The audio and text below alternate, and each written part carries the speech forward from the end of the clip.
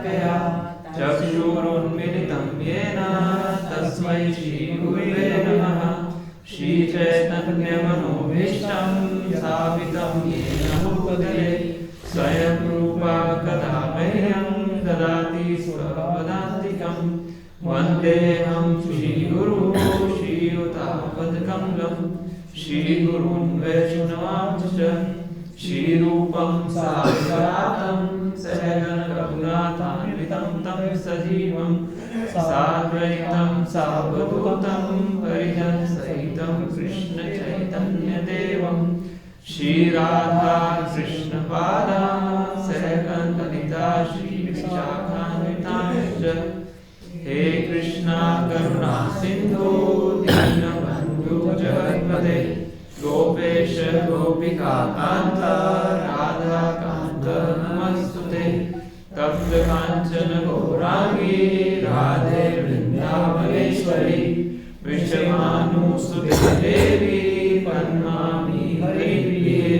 वाञ्छाकल्पतरुभ्यश्च कृपा सिन्धुभ्येव च पतितानां पावनेभ्यो वैष्णवेभ्यो नमो नमः। जय श्री कृष्ण चैतन्य प्रभु नित्यानंद श्री अद्वैत गदाधर श्रीवासादि गौर भक्तवृंद। हरे कृष्णा कृष्णा कृष्णा हरे हरे हरे राम राम राम हरे हरे। नमो विष्णुपादाय कृष्ण पृष्ठाय भूतले श्रीमते भक्ति वेदांत स्वामी नामिने।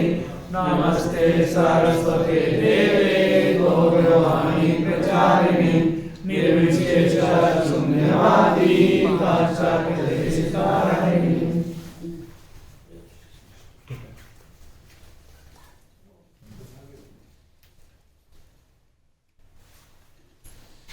हरे कृष्णा।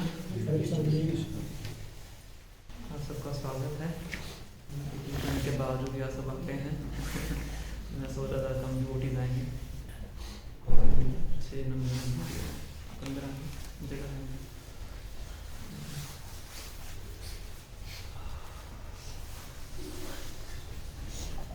में हम शुरुआत में हैं तो शौनक आदि ऋषि सुध गोस्वामी से प्रश्न पूछ रहे हैं, है ना। ये चर्चा कर रहे हैं ना, 2 प्रश्नों के ऊपर चर्चा की हम, है ना। तो बताया जाता है कि जो हमारे क्वेश्चंस की क्वालिटी है, बोलिए कर लें, जो हमारे क्वेश्चंस की क्वालिटी है इससे पता लगता है कि हमारे श्रवणों की क्या क्वालिटी है, कैसे हम पढ़ाई कर रहे हैं, कैसी हमारी चेतना है। इससे पता लगता है कैसे हम प्रश्न करते हैं, है ना। और शौनक आदि ऋषियों के प्रश्न देखिए कितने उत्कृष्ट हैं, है ना। सुध गोस्वामी जब दूसरे अध्याय में उत्तर देना शुरू करेंगे, सबसे पहले इनके प्रश्नों की सराहना करेंगे। मुनिया साधु पृष्ठों में, साधु मतलब बहुत अच्छा, ऐसे बहुत जब में बाबा बोलते हैं ना, आध्यात्मिक जगत में साधु साधु बोलते हैं, कोई अच्छी बात करता तो साधु साधु बोलते हैं, है ना। तो मुनिया साधु पृष्ठों में कि बहुत अच्छा आपने प्रश्न पूछे हैं। भवद्वीर लोक मंगलम, किसके लिए हैं? पूरे संसार के कल्याण के लिए। यद कृत कृष्ण संप्रश्नो येन आत्मा सुप्रसिद्ध, कि जो कृष्ण भगवान के बारे में प्रश्न करता है, इससे क्या होता है? क्या होता है? कृष्ण भगवान के बारे में प्रश्न करने से क्या होता है? ये न आत्मा सुप्रसिद्ध थी, आत्मा को संतुष्टि और आनंद की प्राप्ति होती है ना। आत्मा को जो आनंद है भौतिक पदार्थों से प्राप्त नहीं होता है, क्योंकि आत्मा तो भौतिक पदार्थों से बिल्कुल अलग है, तो चिन्मय है ना। आत्मा को आध्यात्मिक चीज से आनंद प्राप्त हो सकता है ना। तो जब भगवान श्री कृष्ण के बारे में प्रश्न उत्तर होता है तो उससे आत्मा को क्या होता है? प्रसन्नता होती है ना। तो जो जैसे प्रश्न पूछता है उससे उसी चेतना का पता लगता है। तो शौनक आदि ऋषि साधारण कैटेगरी के ऋषि नहीं थे, है ना। उनको भगवान के बारे में पता था, इसलिए भगवान के बारे में डायरेक्ट प्रश्न पूछ रहे हैं, है ना। प्रभुपाद भी कहते थे कि A fool goes undetected until he speaks. जब तक व्यक्ति मुंह नहीं खोलता है तब तक उसके बारे में पता ही लगता है। जो मूर्ख व्यक्ति है जब बोलता है तब उसके बारे में पता लगता है। भूपा जी खास करके मायावादी इसके लिए ये कहते हैं, है ना, कि बाहरी रूप से बड़े सभ्य लग सकते हैं, भगवे कपड़े लग सकते हैं, है ना, पर जब बोलना शुरू करेंगे तब पता लगेगा कि उनका क्या स्टेटस है ना। तो ये इनके बारे में हम समझ सकते हैं कि शौनक ऋषि के थे, उनकी क्या स्थिति थी, है ना। तो जो तीसरा प्रश्न हमने डिस्कस किया था, क्या प्रश्न था तीसरा, बताइए। तीसरा प्रश्न क्या था? पहला प्रश्न बताइए। पहला तो कि श्रोता को कैसा होना चाहिए? श्रोता कैसा हो? नहीं, ये प्रश्न नहीं था। हाथ खड़ा करके बताइए, हाथ खड़ा। समाज का माता ने अच्छे से सुना है। अल्टीमेट गुड क्या है जनसाधारण के लिए? जनसाधारण। दूसरा प्रश्न क्या था? कोई गलती करे उसको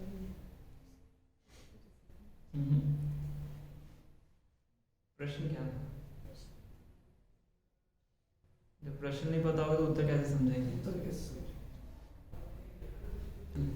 पहला प्रश्न उन्होंने पूछा था कि हमें आसानी से बताइए, ऐसा तरीका बताइए जिसको करना आसान हो, है ना, जिसको करके जनसाधारण को जीवन का लक्ष्य प्राप्त हो सके, जिससे जनसाधारण की भलाई हो सके, है ना। इस शब्द को चर्चा की ना, इजी जैसा वर्ड को, है ना।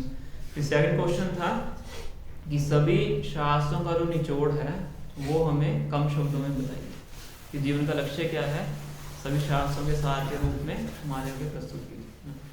और तीसरा प्रश्न था कि भगवान श्री कृष्ण वसुदेव और देवकी के थ्रू क्यों इस धराधाम पे प्रकट होते हैं, और इस धराधाम में प्रकट होने के बाद उन्होंने क्या क्या लीलाएं की।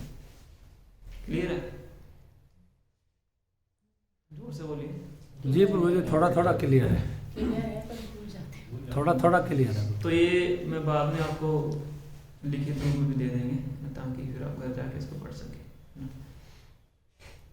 तो थर्ड क्वेश्चन को हमने डिस्कस किया था लास्ट क्लास में कि भगवान क्यों अवतरित होते हैं, है ना। तो उसके दो कारण हमने डिस्कस किए थे। पहला रसिक शेखर कृष्ण परम करुण, कि भगवान क्या है, रसिक शेखर है, सभी रसों का आस्वादन करने के लिए भगवान यहाँ पे अवतरित होते हैं। कौन कौन से रस हमने डिस्कस किए थे?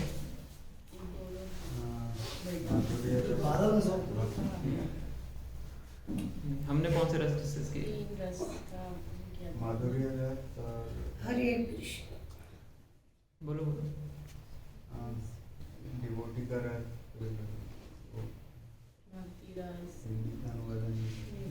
माधुर्य रस याद है लेकिन वो तो एकदम लास्ट वाला है, सबसे सुप्रीम है। उससे पहले और एक दाम्पत्य रस को ही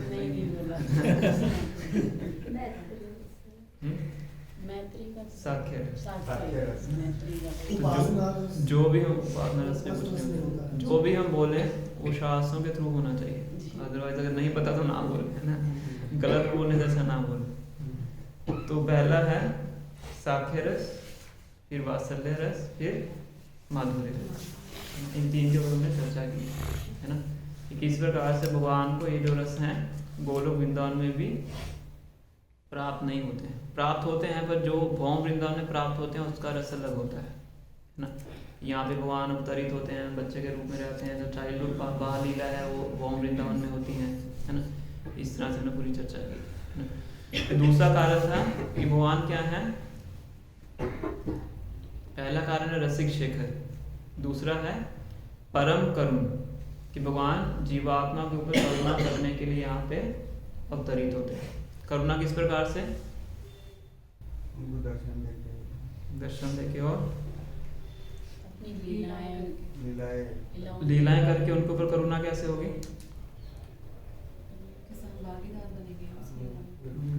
साधारण व्यक्ति तो भगवान की लीला में भागीदार नहीं बन सकता है, सुन के। तो जब वो भगवान के बारे में सुनेंगे ना, तब सुनने से उनका शुद्धिकरण होगा और सुनने से वो भगवान के प्रति आकर्षित होंगे। तो ये भगवान की जीवात्मा के ऊपर क्या है, करुणा है। अगर भगवान यहाँ पे आके ऐसी लीलाएं करेंगे नहीं तो नॉर्मल लोगों को इसके बारे में पता ही नहीं लगेगा। जब पता नहीं लगेगा तो आकर्षण कैसे होगा, है ना। तो इसलिए भगवान क्या करते हैं, अपने पार्षदों को लेके साथ में आते हैं, है ना। जैसे एक प्रधानमंत्री है, किसी एक देश से दूसरे देश जाता है तो अपने साथ क्या क्या लेके जाता है, अपने मंत्री लेके जाएगा, मंत्री, ब्यूरोक्रेट्स, अपना वाहन लेके जाएगा, खुद के जेट में आएगा, है ना। तो भगवान जब यहाँ पे आते हैं तो अपना धाम लेके आते हैं, है ना। गोवर्धन आता है, यमुना आती है, वृंदावन आता है, और साथ में अपने सखागण लाते हैं, अपने माता पिता लाते हैं, गोपियों को लाते हैं, सारे संगीगण अपने साथ में लेके आते हैं, है ना। तो भगवान के अवतरण से पहले वो सभी क्या होते हैं, अवतरित होते हैं, है ना। किसी को भगवान के माता पिता बनना है तो भगवान के साथ तो आएंगे नहीं, पहले ही आना पड़ेगा। सखागण आसपास के समय पे आ सकते हैं, जैसे बलराम जी भगवान से 15-20 दिन 15 दिन पहले 14-15 दिन पहले आते हैं, है ना। ऐसे गोपीज हैं, है ना। तो इस प्रकार चैतन्य चेतावनी में पूरा वर्णन किया गया है, बड़ा सुंदर श्लोक है। ये श्लोक स्वयं भगवान श्री कृष्ण बोल रहे हैं। ऐ शुद्ध भक्त लिया करी मुँह अवतार, करेगा विध विधा अद्भुत विहार, वैकुंठ आद्यना ये लीलार प्रचार, से लीला करी बयाते मोर चमत्कार। तो कह रहे हैं ऐ शुद्ध भक्त लिया करी मुँह अवतार, तो यही अपने शुद्ध भक्त में लेके इस धराधाम पे क्या करूंगा, अवतरित होऊंगा।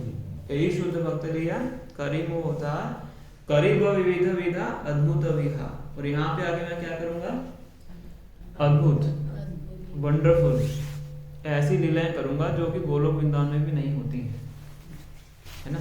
देखो यशोदा माता क्या कर रही है, भगवान को छड़ी पकड़ के पीछे भाग रही है, छड़ी से मारूंगी, मार सकता है भगवान को, है ना।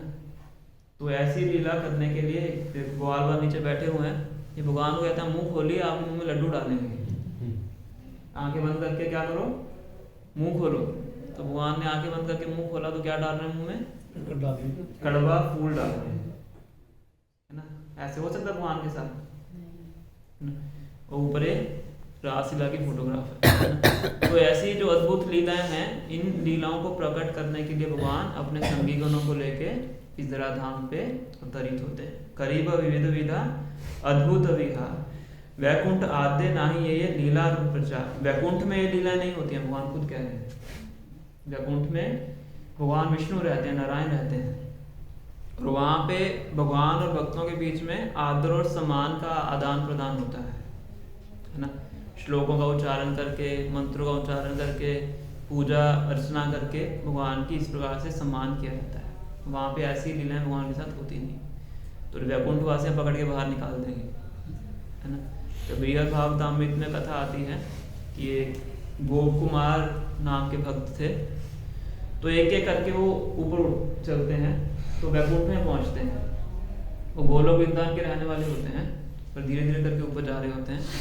तब वैकुंठ में जाते हैं, तो क्योंकि वैकुंठ में जाते हैं उनका जो रस होता है भगवान के साथ, वो बिल्कुल सखा भाव का रस होता है ना। तो जैसे ही भगवान को देखते हैं तो भागते हैं उनका आलिंगन करने के लिए, गले लगाने के लिए, सखा गले लगाते हैं, है ना। पर सामने कौन खड़े होते हैं, भगवान के बॉडीगार्ड खड़े होते हैं चतुर्भुज रूप के अंदर, तो उनको रोक देते हैं कि यहाँ पे आप भगवान को गले नहीं लगा सकते। उनको प्रार्थनाएं सिखाते हैं कि इन प्रार्थनाओं को उच्चारण करके भगवान का सम्मान करो। वो उनके डाइजेस्ट ही नहीं हो पाता, पूरे बेहोश होकर गिर जाते हैं कि वैकुंठ के तो रहने वाले थे नहीं, तो गोलोक वृंदावन के रहने वाले, है ना।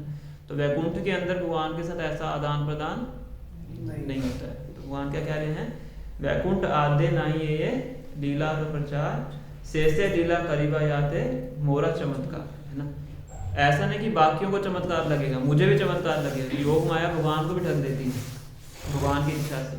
योग माया भगवान को भुला देती है कि आप कौन है, भगवान है। भगवान ही भूल जाते हैं मैं भगवान हूँ, तभी तो माता के ऊपर डिपेंडेंट रहते हैं, है ना। तो ऐसी लीलाओं को देख के भगवान को भी चमत्कार होता है, और उनके जो पार्षद हैं उनको भी चमत्कार होता है, और जो सुनते हैं उनको भी चमत्कार होता है ना। जब भगवान ने 7 दिन 7 रात तक गोवर्धन पर्वत को उठाया था, तो यशोदा माता भगवान की बाजू की मालिश करना शुरू कर देती है।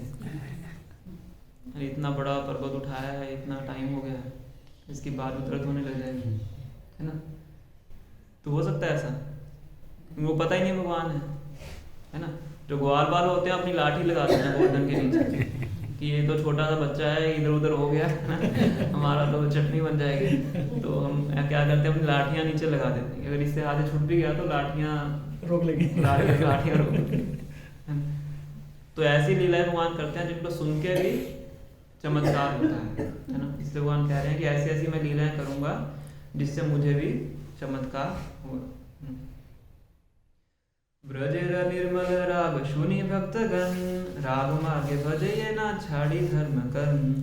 तो ब्रज की जब निर्मल लीलाओं को बाकी जो भक्त हैं वो सुनेंगे, राग मार्गे भजे ना छाड़ी धर्म कर्म। तो 2 मार्ग बताए जाते हैं भगवान की भक्ति करने की, एक होता है विधि मार्ग, एक होता है राग मार्ग। विधि मार्ग का मतलब होता है कि शास्त्रों के अनुसार, उनके आदेशों के अनुसार आदर और सम्मान से भगवान की पूजा अर्चना करना, धर्म कर्म जिसको बोलते हैं, है ना। कि भगवान से कुछ मांगना, है ना, भगवान से कामना करना, भगवान की सेवा ना करना, भगवान से सेवा लेना, है ना। बहुत भजन बने हुए हैं ऐसे, है ना, कॉमन भजन हम सब गाते हैं। अभी तो नहीं गाते हो, पहले गाते हो, है ना। सुख संपत्ति घर आवे, है ना, कष्ट मिटे तन का, है ना। तो इसमें क्या मांग रहे हो, सुख चाहिए, संपत्ति चाहिए, शरीर का कष्ट भी चला जाए, है ना। तो भगवान से सेवा ले रहे हैं, है ना।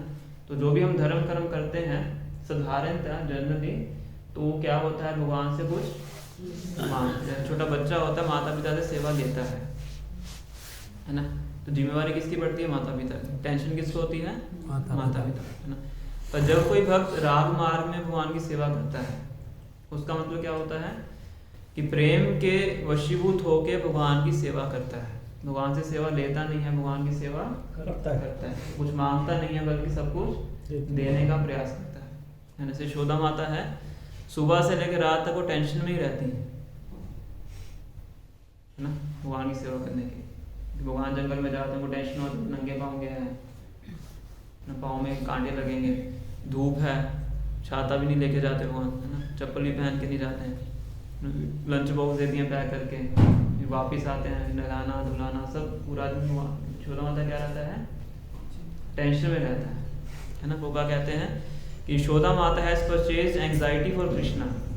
भगवान के लिए उन्होंने क्या किया है, टेंशन को मोल लिया है ना। इसीलिए हम भक्तों भी क्या करना चाहिए, भगवान के लिए टेंशन को मोल लेना चाहिए।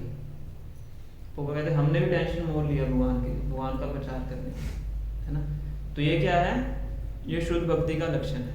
इसलिए भगवान क्या कह रहे हैं, राग मार्गे भजे ये ना छाड़ी धर्म का। तो जब वो मेरी इन लीलाओं को सुनेंगे, देखेंगे, समझेंगे, तो क्या करेंगे, साधारणतः जो काम के वशीभूत धर्म कर्म है उसको छोड़ के क्या करेंगे, राग मार्ग के ऊपर मेरी पूजा अर्चना में लगे। राग का मतलब होता है स्पॉन्टेनियस अट्रैक्शन, नेचुरल अट्रैक्शन। जैसे जगत के अंदर पुरुष और स्त्री में नेचुरल अट्रैक्शन होता है ना। तो वही अट्रैक्शन एक भक्त का भगवान के प्रति होता है, उसको बोलते हैं राग मार्ग, स्वतः ही स्पॉन्टेनियस, है ना। तो साधारण धर्म कर्म को छोड़ के राग मार्ग के ऊपर वो मेरी भक्ति में लगेंगे। तो 10वें स्कंद के 33वें अध्याय का 36वां श्लोक है, अनुग्रहाय भक्तानां मानुषं देहमाश्रिता भजते तादृशी क्रीड़ा या श्रुत्वा तत्परो भवे। कि अपने भक्तों पर अनुग्रह करने के लिए, अनुग्रहाय भक्तानां, भक्तों पर अनुग्रह करने के लिए मैं इस मनुष्य के रूप में अवतरित होता हूँ, और अवतरित होकर ऐसी लीलाएं करता हूँ जिसको सुन के, यह श्रुत्वा, जिसको सुन के वो उच्चतम स्तर को प्राप्त करते हैं, तत्परो भवे, है ना। तो पता लगा भगवान का क्या कारण है यहाँ पे आने का, क्या कारण है, अनुग्रह करने। पहला कारण क्या था, खुद रस, रसिक शेखर, खुद रसों का स्वादन करने के लिए ना। और दूसरा, यहाँ पे जो रहने वाली बद्ध जीव आत्माएं हैं उनको ऊपर करुणा करने के लिए, ताकि वो भी उन लीलाओं को सुने, है ना, और उससे आकर्षित होकर वो भी मेरे धाम को वापिस। तो ये 2 कारण प्रमुखतः श्री चैतन्य चेतावनी में बताए गए हैं, है ना। और भी कारण होते हैं, पर जो मेन कारण है वो ये 2 कारण है।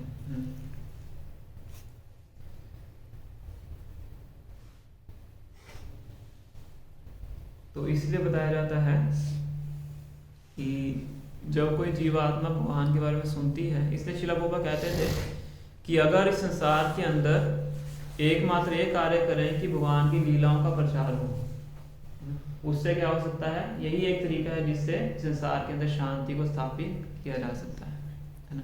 तो जुलाई 1975 की घटना है कि चिकागो नाम की जगह में, तो वहाँ पे पुलिस लेफ्टिनेंट थे ना, उनका नाम था डेविड मोजी। तो प्रभुपाद से मिलने आते हैं। तो उस टाइम पे शिकागो में बहुत ज़्यादा क्राइम फैला होता है। तो उसे देखते हैं कि इंडियन साधु हैं, गुरु हैं, तो प्रभुपाद जी जाके पूछते हैं कि आप कुछ सोल्यूशन बताइए क्राइम को ख़त्म करने का। हम तो बहुत प्रयास कर चुके हैं, हिप्पियों की संख्या बढ़ती जा रही है ना, क्राइम हमसे रुक नहीं पा रहा है।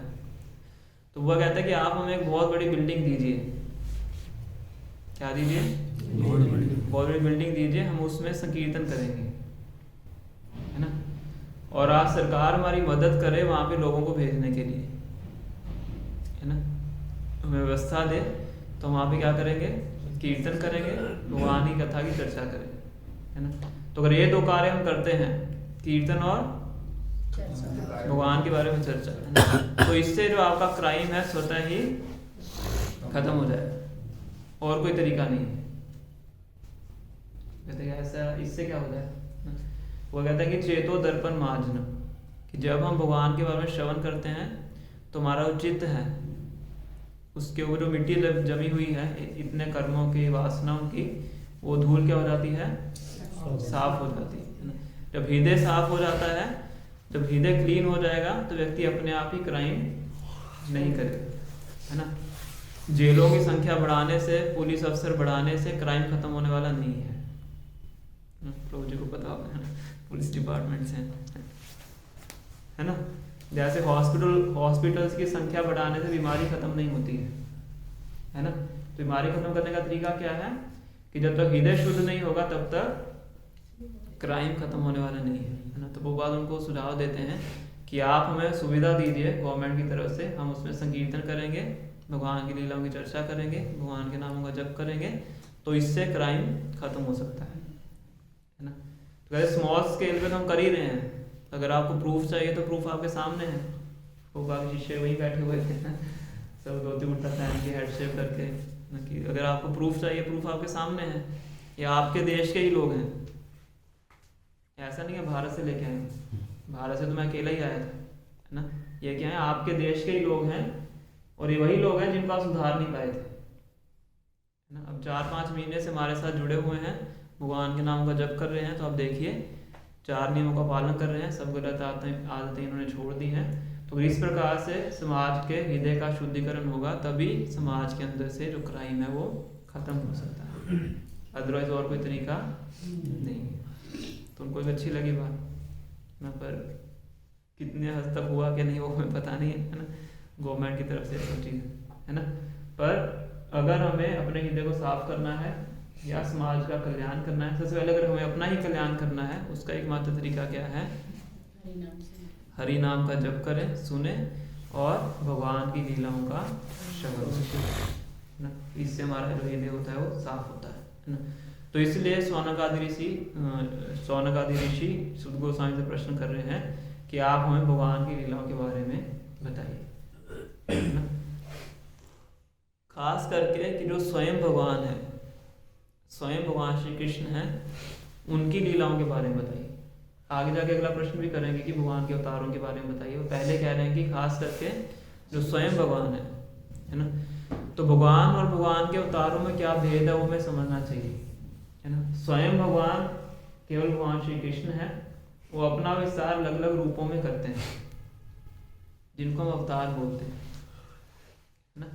पर जो ओरिजिनल है वो कौन है, स्वयं भगवान श्री कृष्ण है ना। आगे जाके सुध गोस्वामी बताएंगे कि एते चांश कला पुंसा कृष्ण सु भगवान स्वयं इंद्रारी व्यापुरम लोकम हृदयंती युग युग, कि जितने भी अवतारों का मैंने वर्णन किया वो सब क्या है, एते चा अंश कला, कि वो भगवान श्री कृष्ण के अंश हैं। पर मूल रूप में कौन है, भगवान श्री कृष्ण है। कृष्णा सु भगवान स्वयं, इस तरह से बताते हैं। नहीं प्रभु जी वहाँ से ठीक है। तो भगवान श्री कृष्ण कब अवतरित होते हैं? भगवान के तो संख्या अवतार हैं। भगवान के अवतारों की गणना की जा सकती है। जब धर्म का नाश होता है तो क्या नहीं होती है तब तक। तो भगवान आते रहते हैं। जो 10 अवतार हम सुनते हैं वो प्रमुख अवतार हैं, मेन कैटेगराइज करके बताया गया। पर भगवान के अवतार बताया गया कि जैसे समुद्र में लहरें आती हैं ऐसे भगवान के अवतार हैं प्रकट होते रहते हैं, वो काउंट नहीं किया जाता है ना। पर जो स्वयं भगवान श्री कृष्ण हैं वो ब्रह्मा जी के एक दिन में एक बार ही अवतरित होते हैं। कितनी बार? ब्रह्मा जी के एक दिन में एक बार। ब्रह्मा जी के एक दिन कितना बड़ा होता है?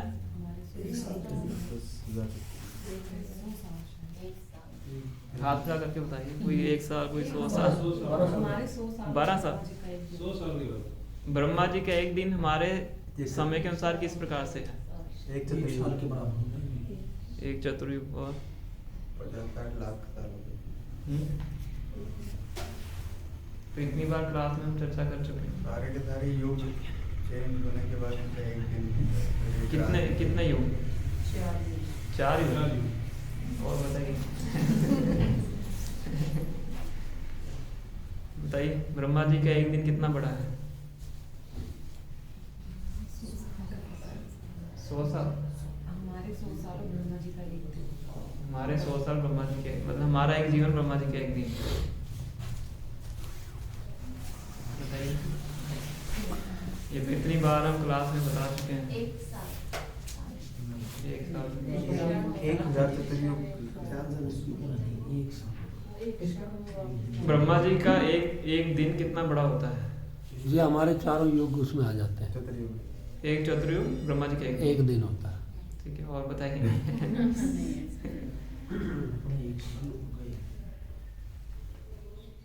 एक साल का मुझे पता है। 1000 चतुर्युग मिलके ब्रह्मा जी का एक दिन बनता है। 1000, 4 नहीं 1000। 1000 चतुर्युग है ना। कलयुग, द्वापर युग, त्रेता युग, सतयुग, ये एक चतुर्युग है ना। ऐसे 1000 चतुर्युग मिला के ब्रह्मा जी का एक दिन है। एक दिन या एक दिन रात दोनों को? एक दिन 12 घंटे, उतनी बड़ी रात है ये ब्रह्मा जी का एक दिन है। तो ब्रह्मा जी के एक दिन में स्वयं भगवान श्री कृष्ण एक बार आते हैं। ये 1000 चतुर्युग में भगवान श्री कृष्ण एक बार आते हैं स्वयं। अवतार तो आते रहते हैं पर स्वयं भगवान एक बार आते हैं। और कब आते हैं? 7वें मनवंतर के 28वें चतुर्युग के द्वापर युग के अंतिम संध्या में है ना। तो ब्रह्मा जी के एक दिन में 14 मनु होते हैं, इतना समझ लीजिए आप, है ना। तो 7वां जो मनु है उस मनु के एक मनु के अंतराल में 71 चतुर्युग होते हैं। एक मनु मतलब जैसे सरकार होती है ना 5 साल की, ऐसे एक मनवंतर होता है जिसमें पूरी एक तरह से सरकार एडमिनिस्ट्रेशन मान सकते है ना। तो ऐसे 14 बार पलटी होती है ब्रह्मा जी के एक दिन में, यूनिवर्सल गवर्नमेंट की, है ना। तो 7वां जो मनु होता है उनका जो 28वां चतुर्युग है उसके द्वापर युग के अंत में स्वयं भगवान श्री कृष्ण आते हैं। तो ये आपको याद करना है, अगली क्लास में सबसे पहले ये पूछेंगे आपसे।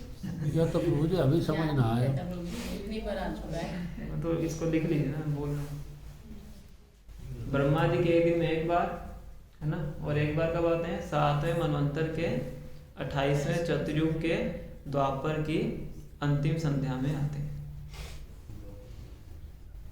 है ना। 7, 28, 4, 7, 28, 3, 7वें मनवंतर के 28वें चतुर्युग के तीसरा युग, तीसरा युग मतलब द्वापर युग, है ना। तो द्वापर युग के अंत में आते हैं, 7, 28, 3 है ना। तो अभी जो कलयुग है, इससे पहले द्वापर युग आया था, उसमें भगवान श्री कृष्ण स्वयं आते हैं, तो इसलिए बहुत महत्वपूर्ण कलयुग है, समझ रहे। इससे पहले जो कलयुग से पहले द्वापर युग था, उसमें स्वयं भगवान श्री कृष्ण आए थे, है ना। बाकी द्वापर युगों में भगवान श्री कृष्ण स्वयं नहीं आते हैं, उनके विस्तार आते हैं, ठीक है।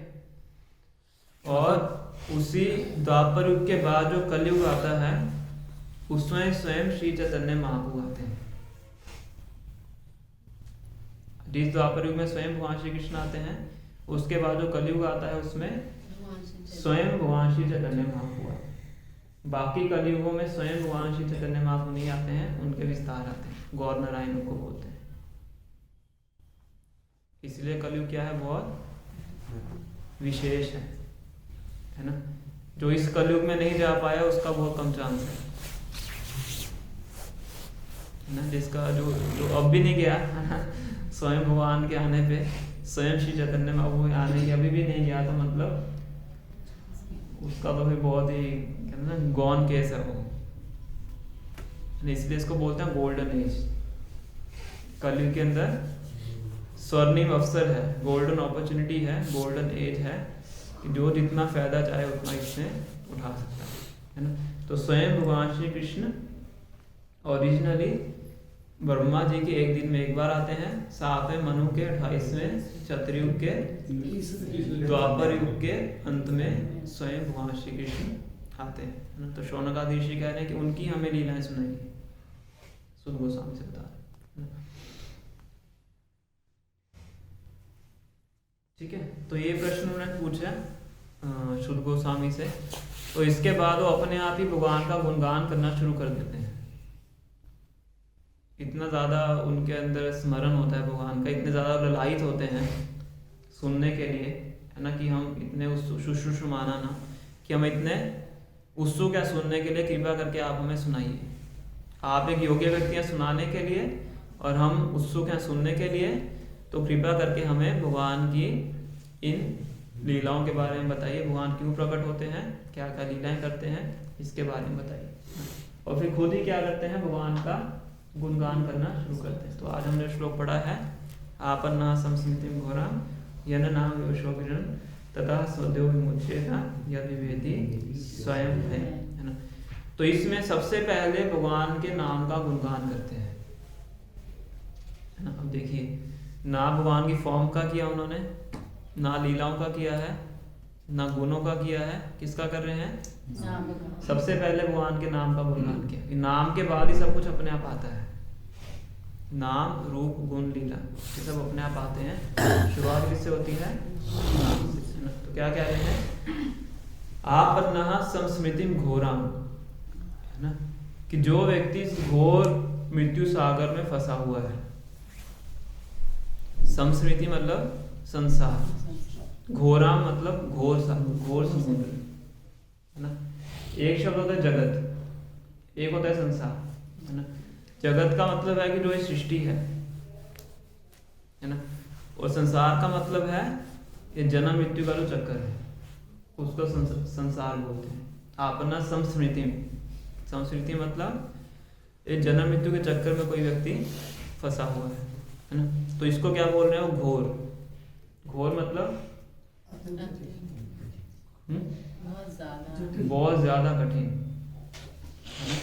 इस संसार में व्यक्ति फंसा हुआ है, बहुत कठिन परिस्थिति में है ना। थोड़ी सी भी गलती वो करता है, तुरंत उसको दंड मिलता है संसार के अंदर, है ना। थोड़ा सा ज्यादा खा लोगे तुरंत पेट खराब हो जाएगा ना, आप अफोर्ड नहीं कर सकते। थोड़ा तो भी पाप करेगा, तुरंत उसको पनिशमेंट मिलती है ना। बहुत अलग अलग प्रकार के नरक बनाए गए हैं, है ना। 5वें स्कंद के अंतिम के जो 2 अध्याय हैं, अगर कभी लगे कि संसार बहुत अच्छा है तो उसको पढ़ लेना चाहिए।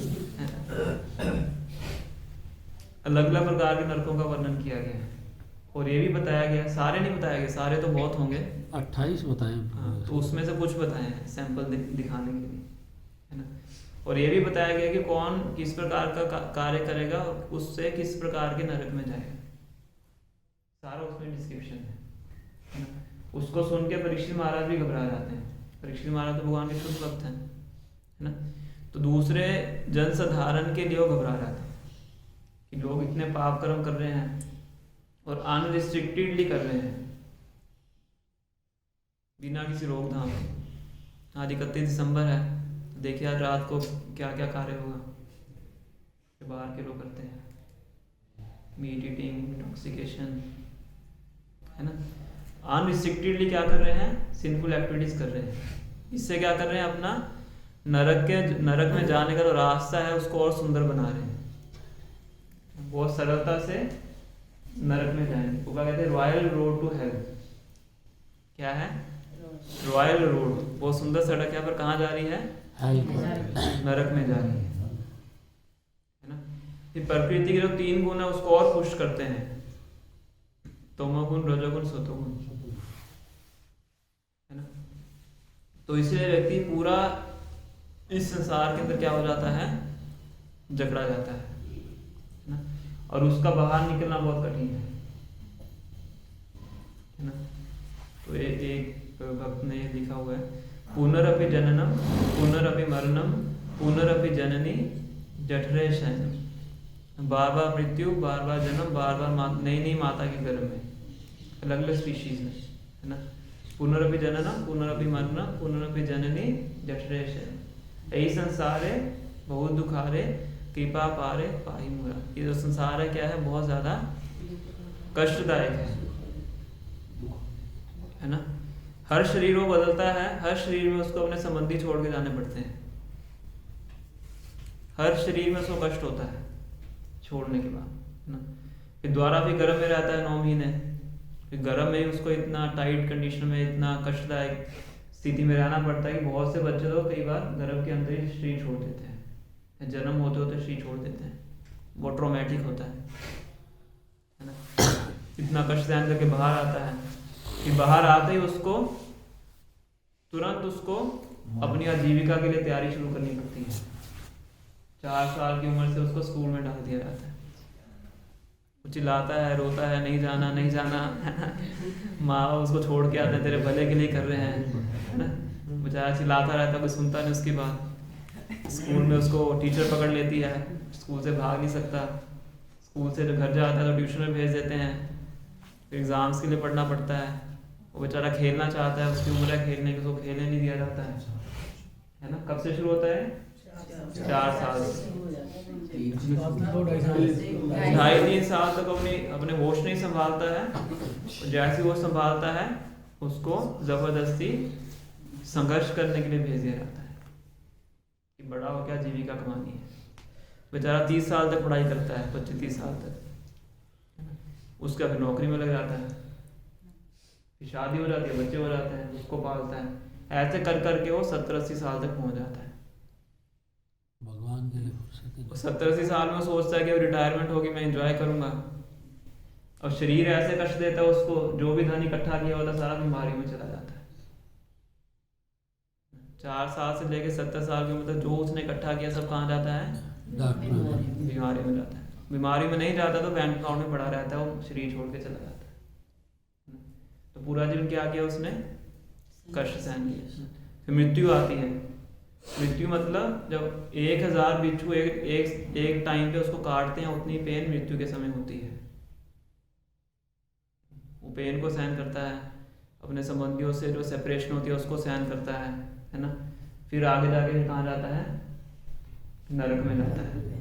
एक पूरा जीवन जिस कार्य के लिए उसको शरीर मिला था वो कार्य किया ही नहीं, पूरा जीवन तो धन कमाने में लगा दिया, है ना।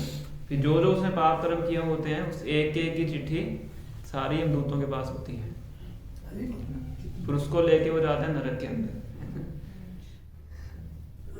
तो क्या है, इसलिए इसको बोला गया आपन्ना समस्मृति घोरा, बहुत ज्यादा कष्टदायक। भगवान भगवता में बताते हैं कि जो व्यक्ति इस चीज को समझ लेता है, जन्म मृत्यु बुढ़ापा बीमारी दुख दोषानुदर्शन। जन्म मृत्यु जरा व्याधि दुख दोषानुदर्शन। तो वो व्यक्ति क्या है, ज्ञान में है, जो ये समझ लेता है कि जन्म मृत्यु बुढ़ापा बीमारी क्या है, कष्टदायक है, इतना ही समझ लेता है तो क्या है, वो ज्ञान में है। पर माया का इतना बड़ा आवरण है कि इतनी कष्टदायक स्थिति में होने के बावजूद भी व्यक्ति क्या सोचता है, I am happy, happy new year. पिछला साल तो निकल गया, पर जो आने वाला साल हो क्या होगा, हैप्पी होगा, है ना। ये माया की आवरण आत्मिका शक्ति है। माया की दो शक्तियां हैं, प्रक्षेप आत्मिका शक्ति और आवरण आत्मिका शक्ति। वो ज्ञान को ढक देती है ना। जन्म मृत्यु जरा व्याधि दुख दोषानुदर्शन। उसको लगता ही नहीं कि दुखदायी है, जन्म तो निकल गया, मृत्यु किसने देखी है ना। बुढ़ापा भी आया नहीं है, बीमारियों के लिए बहुत से हॉस्पिटल हैं,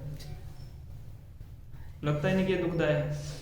सुबह से लेकर रात तक संघर्ष ही कर रहा है, समझ क्या रहा है, आई एम गुड ना, कैसे हो, वो अच्छे हैं, सब सही है ना। तो इसलिए इसको बोला गया है आपन्ना संस्कृति घोरा। एक तो पिटाई हो रही है, खुशी खुशी पिटाई सहन कर रहा है और कह रहा है कि मैं खुश हूँ, है ना। तो कह रहे कि अगर ऐसा व्यक्ति इस तरह से इस संसार में फंसा हुआ है, आपन्ना संस्कृति घोरा यन नाम विवशो गृणन, अगर ऐसी स्थिति में वो ना चाहते हुए भी किसी वशता पूर्वक भगवान का नाम ले लेता है, लेना नहीं चाहता है, विवश हो गया, कहीं मुंह से निकल गया। ऐसे अजामिल थे, अजामिल ने देखा कि 3 यमदूत आए हैं, है ना। तो इन दूतों को देख के पूरा डर जाते हैं। तो अपना छोटा बच्चा साथ में खेल रहा होता है, तो उसको बोलते हैं नारायण आया, नारायण इधर आओ, भगवान को नहीं बुलाया। अगर ऐसी विवशता में भगवान का नाम ले लेता है तो क्या होता है, ततः सद्यो विमुच्येत, तुरंत वो इस संसार के दुखदायी परिस्थिति से मुक्त हो जाता है। क्यों ऐसा क्यों होता है, यद विभेति स्वयं भयम, क्योंकि जो भय का जो मूर्तिमान रूप है वो भी भगवान श्री कृष्ण के नाम से होता है ना। तो भय का मूर्तिमान रूप बताता है कि जो महाकाल है, कि वो जो पूरी सृष्टि की प्रलय करनी होती है, शिव जी महाकाल का रूप एक तरह से करते हैं और पूरी सृष्टि का प्रलय करते हैं, उसको भय का मूर्तिमान रूप बताया जाता है ना। कि वो भी किनसे डरते हैं, भगवान के नाम से, है ना। तो फिर कहते हैं यमराज के बारे में तो क्या कहना, जब यमदूतों ने यमराज जी को जाके बताया कि ऐसे ऐसे हम एक व्यक्ति को पकड़ने गए थे, तो चार भुजाओं वाले ऐसे 4 और लोग आ गए, तो उन्होंने हमें वहां से भगा दिया, है ना। तो एक बार तो यमराज जी घबरा जाते हैं कि किनके साथ पंगा ले लिया। उनको आदेश देते हैं कि जो भगवान के नाम का उच्चारण करता है, कंठी माला पहनता है, तिलक लगाता है, कभी भी उस दिशा में भी नहीं जाना। यमदूतों को भगवान ये यमराज जी क्या देते हैं, आदेश देते हैं। 6 स्कंद में पढ़ सकते हो, दोनों का संवाद आता है यमदूतों में और यमराज जी के बीच, है ना। तो जो एक बार भी भगवान का नाम ले लेता है तो वो तथा सद्यो मतलब तुरंत मुक्त हो जाता है भयभीत परिस्थिति से।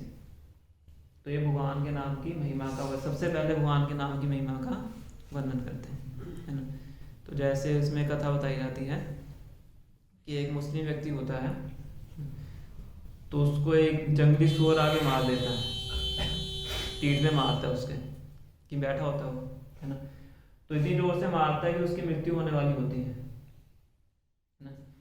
तो मरने से पहले बोलता है हराम, ये उसकी वर्ड यूज किया जाता है ना। तो हराम में के अंदर क्या आता है, हराम आता है ना।